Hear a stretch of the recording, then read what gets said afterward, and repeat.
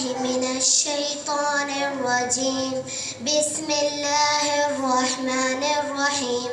ایک واقعہ بدلاتا ہوں میں ملک عرب کا، وہ دور مدینے میں تھا پیغمبر رب کا۔ ایک آدمی دربار نبوت میں تھا حاضر، ایمان کی دولت ملی وہ پہلے تھا کافر۔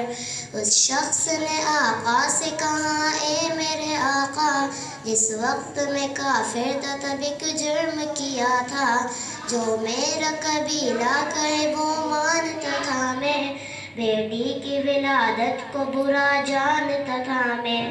گھر میں میری پیدا ہوئی ایک بھولی سی بچی، پر میں نے اسے اپنی ہی بے عزت سمجھی۔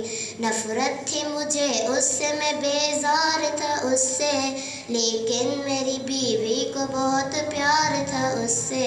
اس بچی نے عزت میری ہر سنتے اجالی، بیٹی کی ولادت میں مجھے ملتی تھی گالی۔